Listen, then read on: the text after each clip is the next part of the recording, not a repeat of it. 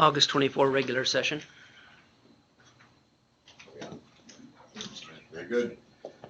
Let's call this regular meeting of the Marion County Board of Supervisors to order. Roll call, Mr. Prairie. Keisha Johnner. Here. Mark Ramey. Here. Steve McCombs. Here. Very good. I would entertain a motion on this morning's agenda. Make motion to approve today's agenda. Second. McCombs. Aye. Ramey. Aye. Johnner. Aye. Very good. Any communications received? Jake, Not that I'm worried. any from the board? No, I have none. No. And I've done. So, all right, we will move on. Public comments is the portion of our agenda the public can speak on items not listed on this morning's agenda. The board cannot act on those items, but they could be topics for future Board of Supervisor meetings. Are there any public comments on items not listed on this morning's agenda? Renee, anything online? Okay, anything in here? Seeing none, we will move on. I would entertain a motion on this morning's consent agenda. Item 5. Make motion to approve today's consent agenda. Second. Ramey. Aye. Johnner. Aye. McCombs. Aye. All right, very good. On the business, we've got Resolution 2021-70. And this is the approval of the joint agreement, city-county agreement between Pella and Marion County regarding the Prairie Ridge Commercial Urban Renewal Plan. Mr. Nardini, thanks for coming this morning. So, everybody had a chance to look at this, look at what Mike said. Any questions for Mike? Yeah, hey Mike, I have one question. On the financial page, on page 6, is that the general obligation debt you currently have, is that total? Is that for the city, or is that on top of what we already have for Prairie Ridge? Does that make sense? Yeah. Thank you for having me here today. On page 6, the general obligation debt that the city currently has, that's the amount of general obligation debt that we currently have outstanding. Please keep in mind that that is not the city's total debt obligation in this particular case, because we also have utility debt in it as well. In addition to this, we operate both an electric, water, and wastewater utilities along with the telecommunications utilities. So this just is the general obligation debt of the city of Pella. Very good. Steve, any questions for Mike? No, I think a lot of this stuff we went over the last meeting, correct?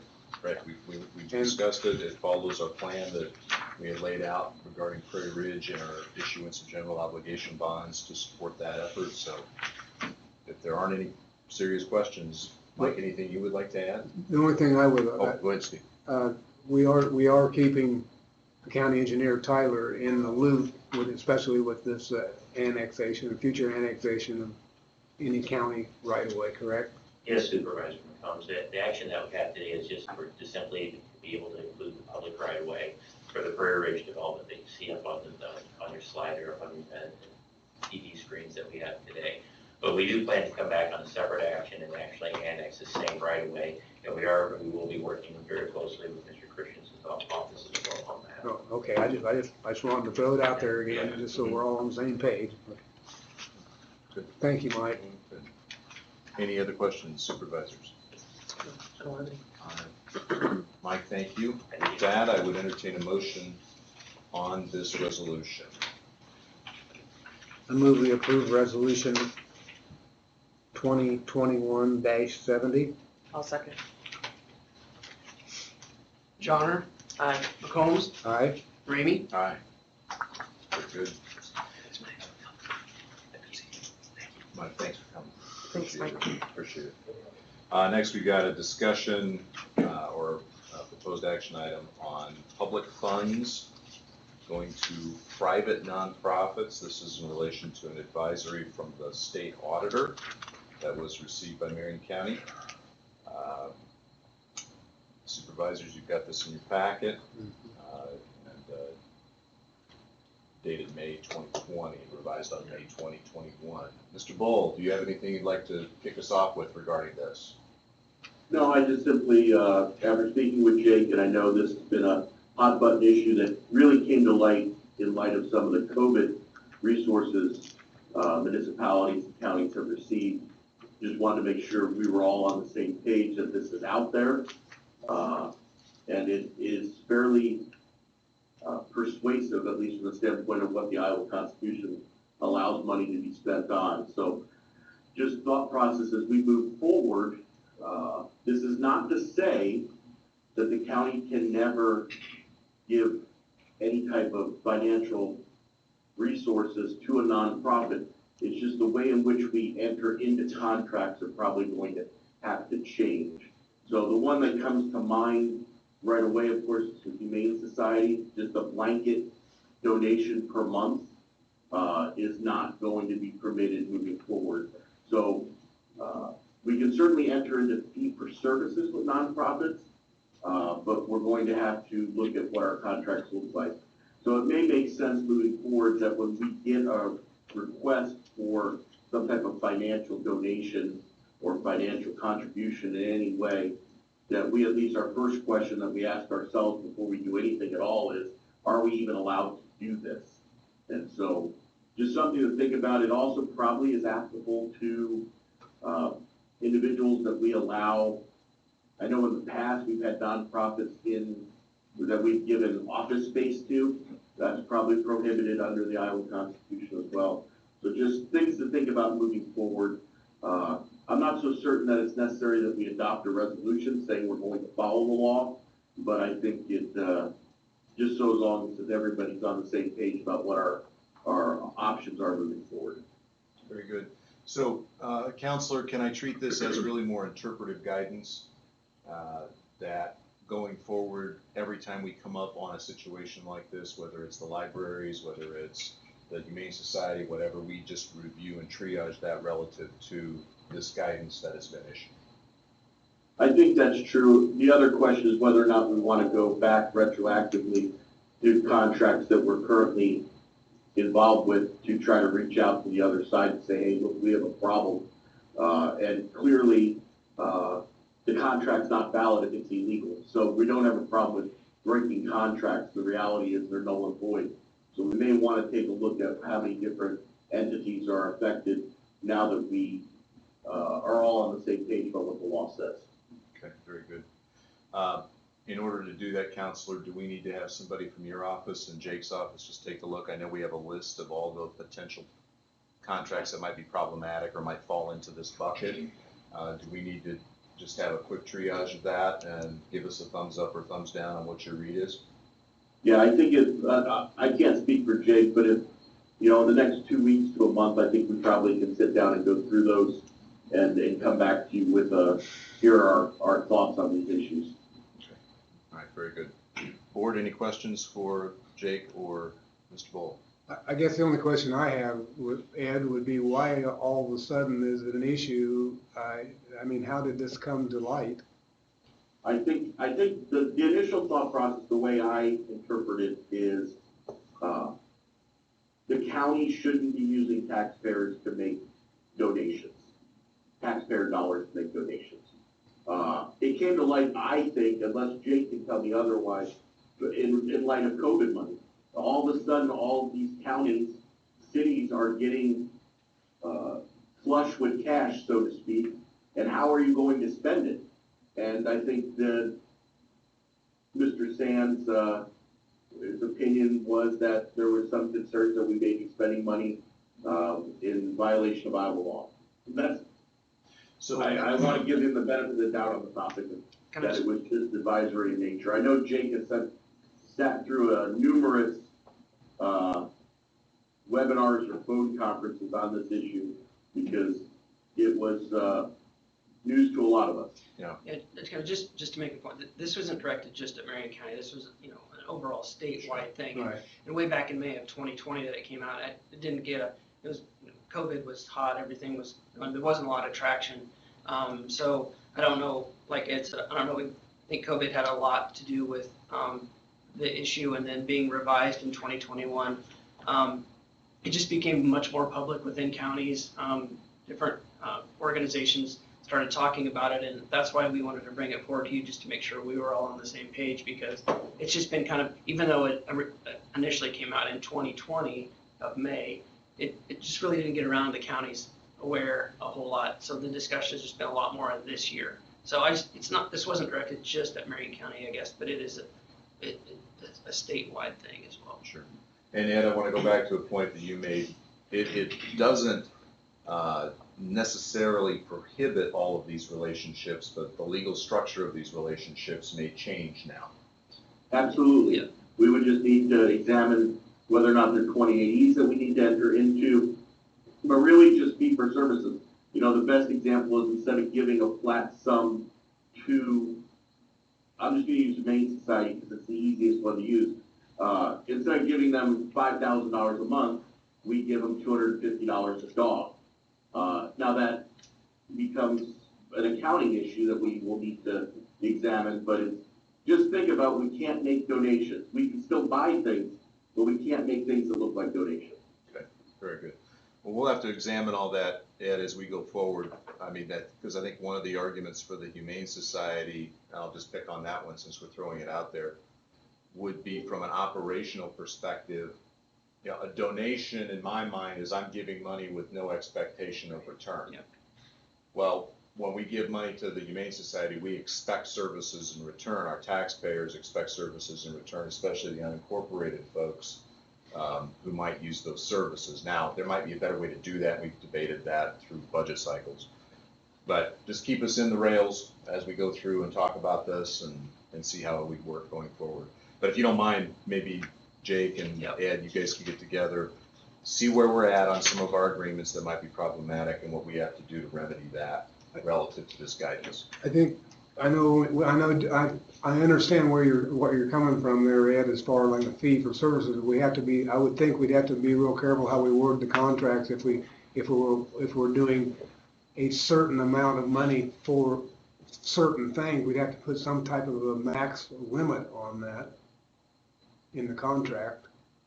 Well, certainly, we're gonna have to sit down and negotiate smartly and in good faith to make sure that we're protecting the taxpayers' interests. Absolutely. Okay. Yeah.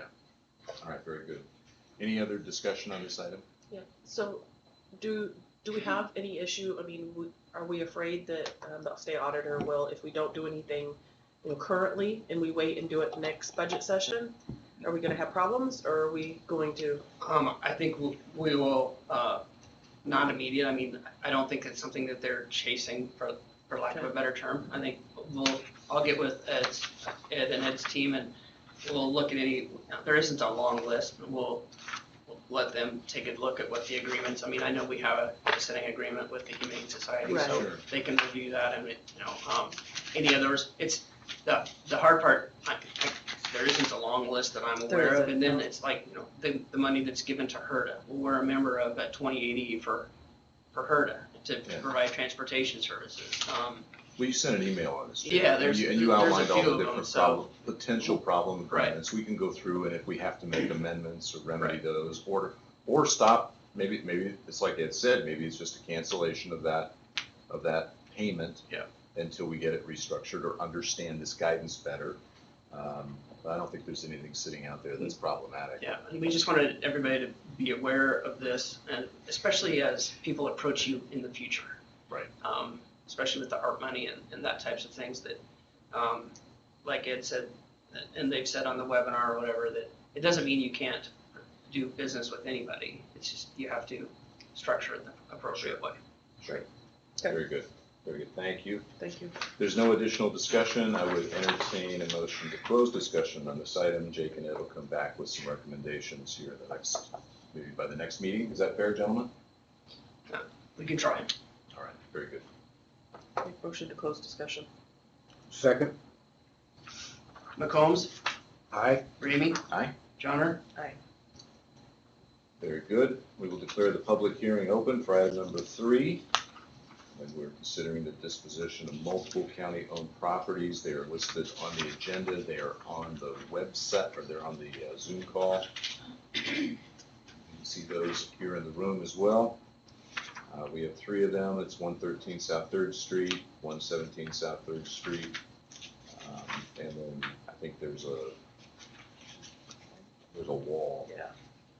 on 117 South Third.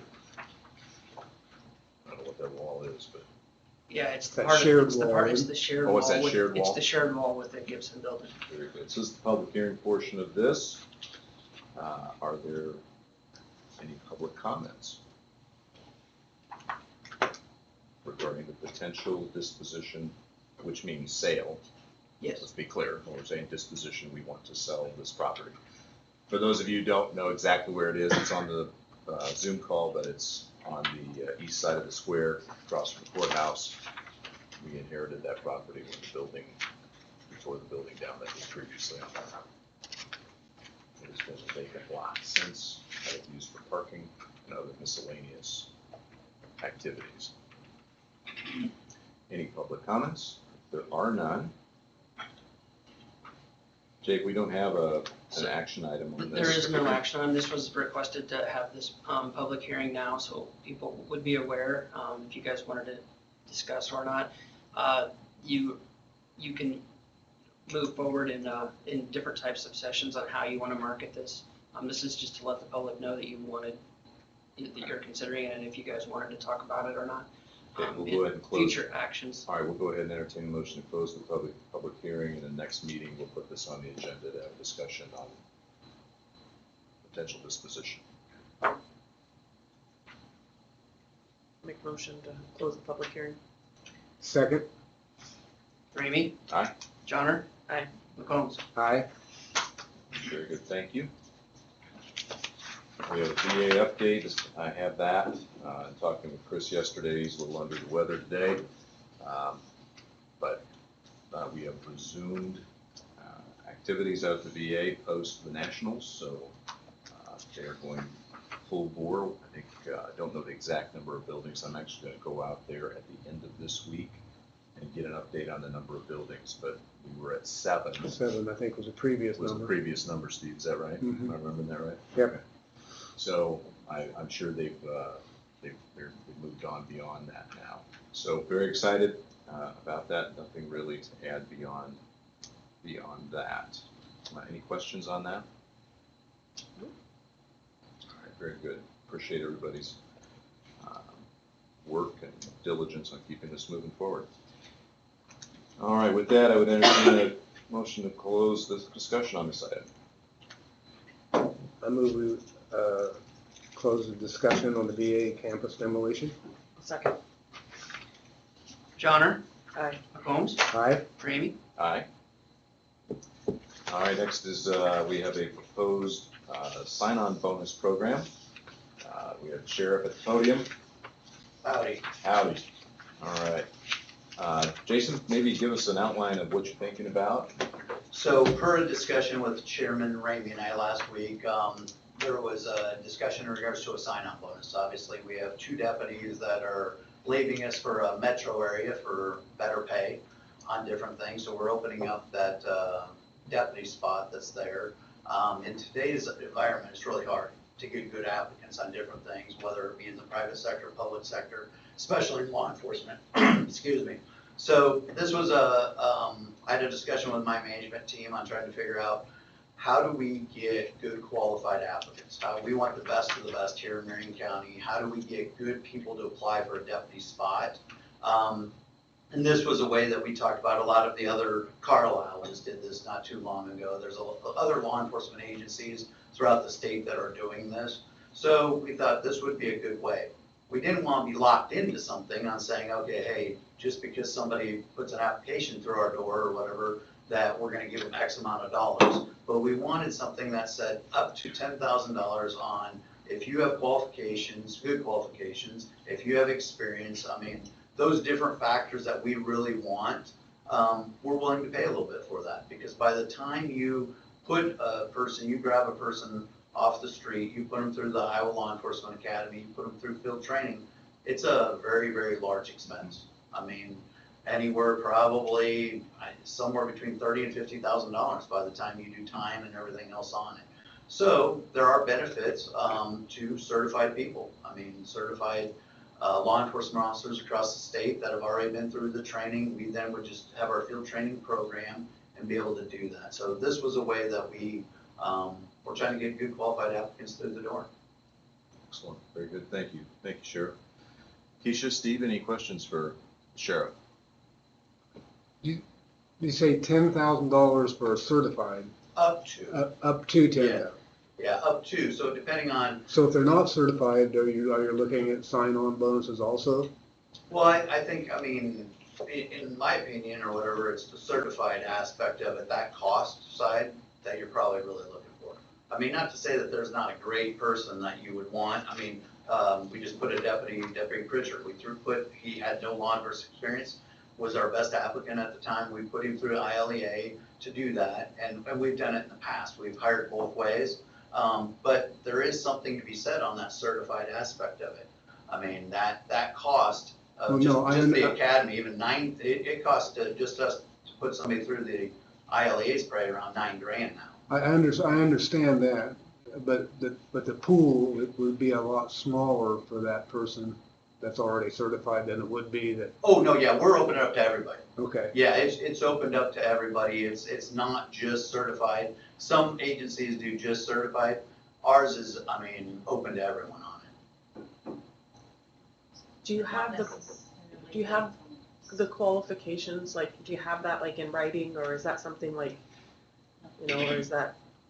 No, The I documentation, guess what's are there concerns or questions or what, I hear stuff in the back. Sorry.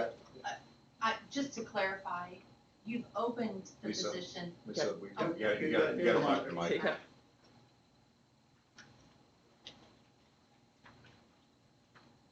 I just wanted to add, sorry, Sheriff, because it is a little confusing. The job posting's open to all anybody, All so applicants. certified and non-certified. And you're only looking at giving the bonus to the certified. Probably. Okay, That's- that was just my Okay. clarification to make sure that Okay. everybody knew that it was open to not Unless just there's a certified. really great qualified person that, I mean, unless there's a really great qualified person that we feel we need to give a sign-on bonus to, I don't see that happening. Sure. But Sure. I know, this is not a unique situation, No. even in law enforcement. I mean, even factories and everybody's looking at sign-on bonuses because the job pool is just not, for some reason, is just not out there. I Right. don't know why people don't want to work anymore, but. Well, and that's the thing, is we want the best qualified people that are there. And then, as part of the, I mean, conditional job offer, I mean, those are the things that would be talked about in regards to, okay, hey, we feel your qualifications, your experience is worth X amount. So that's part of that discussions with that employee on whoever it would be. You might have two employees, one may be certified that has, I mean, let's just say is a lieutenant, has all kinds of other experiences and qualifications or different things, and somebody else that's a police officer or deputy that's been on for a year. Well, those dollar amounts, I mean, probably are gonna be different in the aspect of just because of experience, qualifications, certifications, all those different things. And that would be discussed with each of those individuals in that, Right. I mean, So, conditional job. so how does this work budget-wise?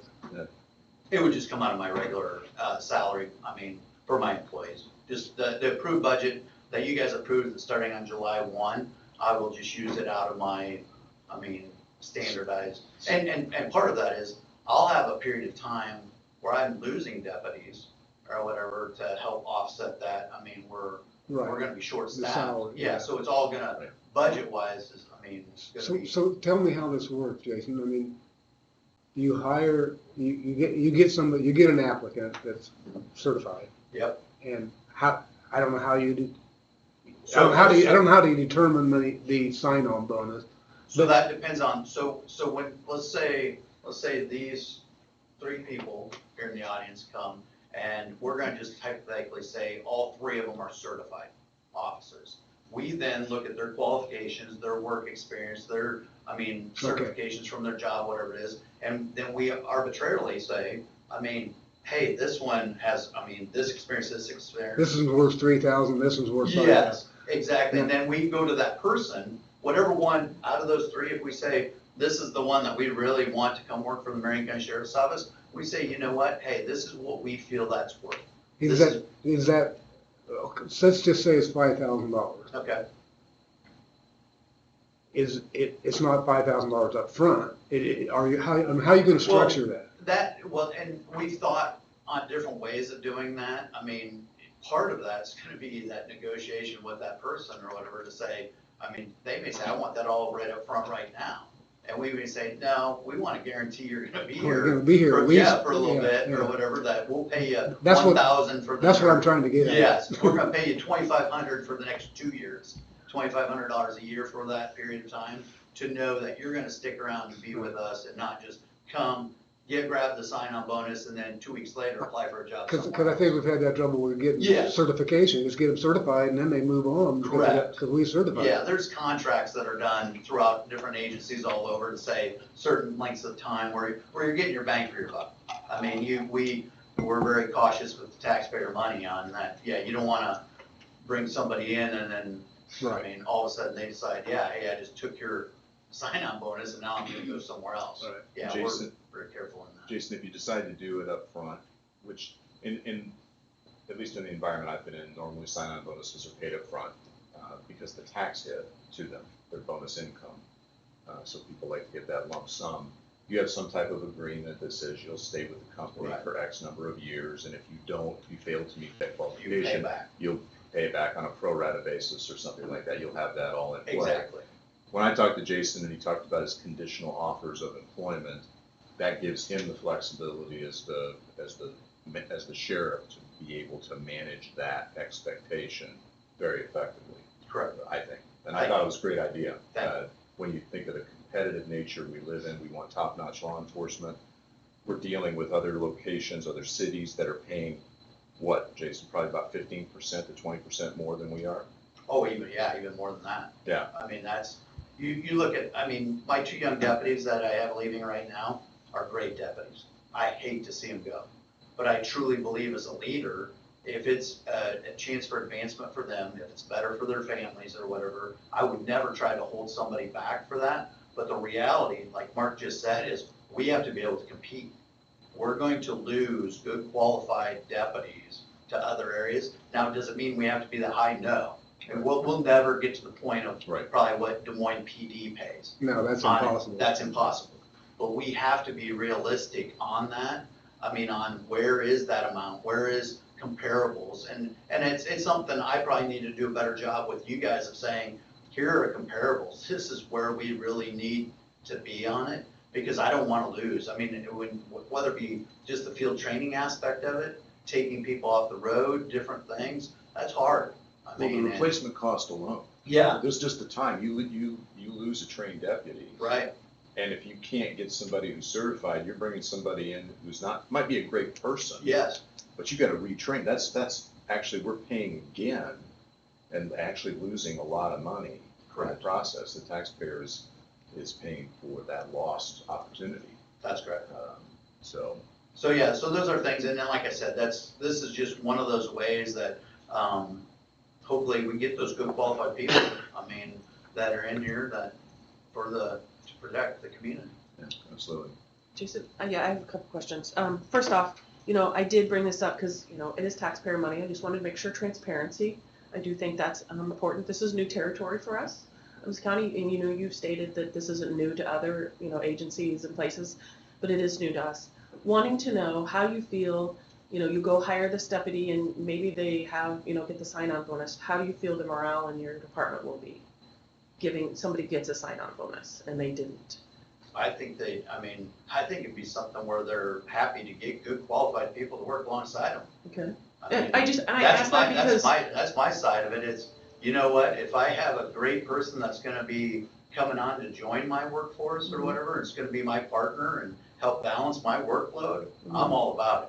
I want the best qualified person that we can possibly hire, and if this is a way for me to get that person next to me, so, 3 months from now, we're going to a call together or whatever, and I don't have to, worry about what they're doing work-wise, or they're the best qualified person, I'm all about it. Okay. And then. And part of it too, Keisha, that's my decision as a sheriff to make those hard decisions.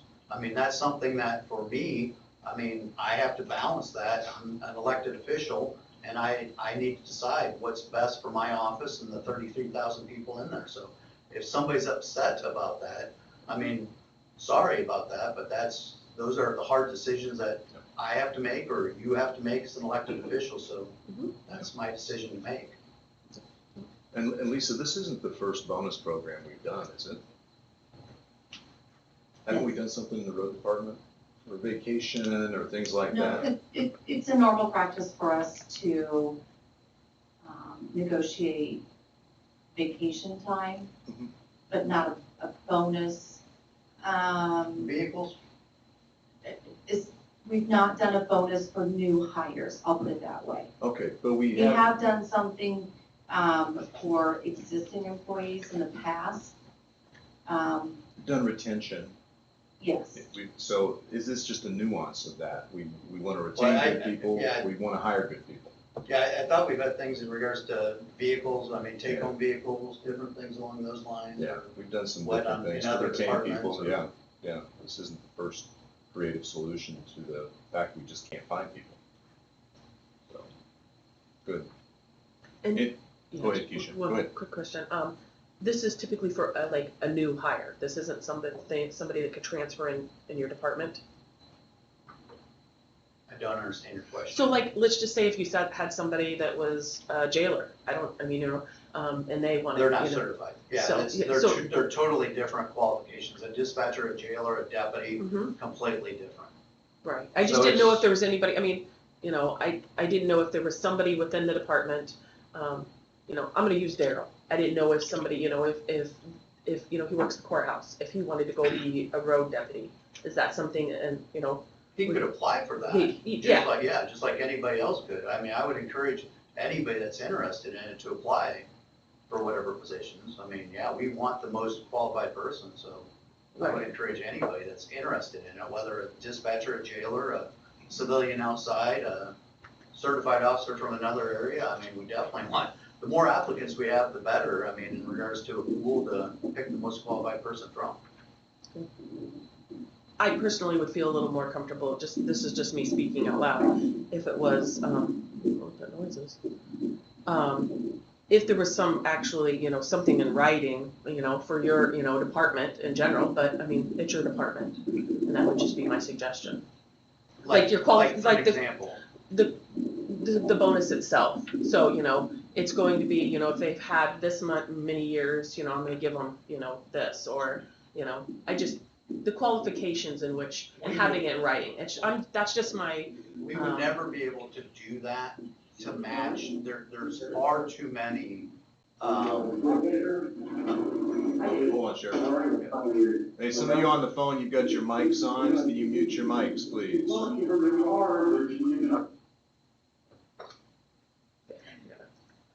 there's far too many different scenarios to do that.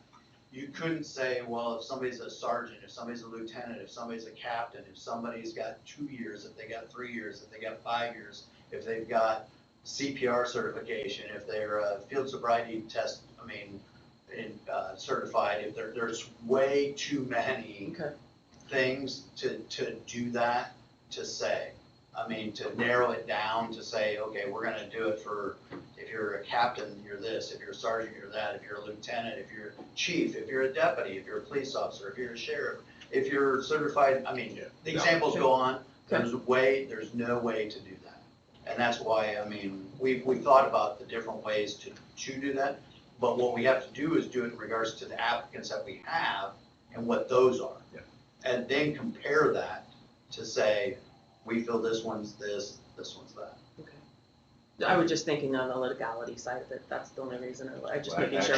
Actually, you would make it more complicated and walk into more legal problems the more detailed you made it. I agree. Because most signing bonus programs are pretty generic. So, no, but Thanks. Thank you. Any other questions on this, Steve? No, I'm not opposed to it. I think it's worth trying. Mhm. Yeah, it'll be interesting to see on this application process on number of certified people we get versus, last goes around, I don't know. I hope we get the best pool we've ever had for applicants. That's the goal, Yeah, so very we'll good. see. Sheriff, thank you very Yep, much. thank you. Thank you. Jake, we don't need to take any action on this. This is part of Jason's budget, so we've already approved the budget. not for me. Yeah, we'll entertain a motion to close discussion on item 5. Motion to close discussion. Second? Thank you, guys. Thank you, Thanks. Sheriff. I'm sorry, I missed that.